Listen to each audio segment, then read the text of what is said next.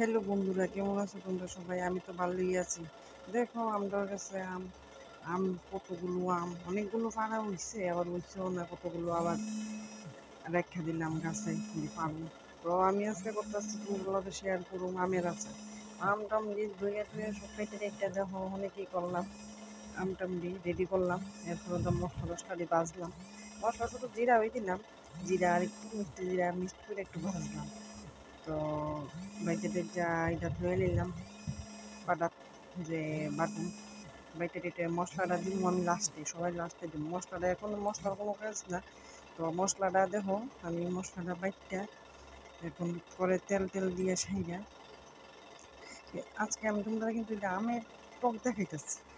আমের টক সিম্পলই করছি, বেশি ভিজি ভিজি করছি না, সিম্পলভাবে মানে করুম হালকা পাতলা। সর্ষে বাটা টর্ষে পোস্ত বাটা এইসব কিচ্ছু না, শুধু জাস্ট নর্মালভাবেই করলাম। তো সর্ষে সোমবার দিয়া শুকনো লঙ্কা সোমবার টোমবার দিয়া ছেড়ে দিলাম আমড়ি দেওয়ার পর হলুদ দিলাম, লবণ দিলাম, চিনি দিলাম। এরপর ভালো করে ঘষিয়া ভাজা মশলাটা দিলাম শেষে।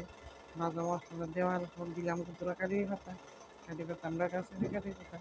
তো ভাজা মশলা আর কারি পাতা শেষে দিলাম। তো দিয়া টিয়া সেই গা দেখো ওই কেমন জানাই কমেন্টে।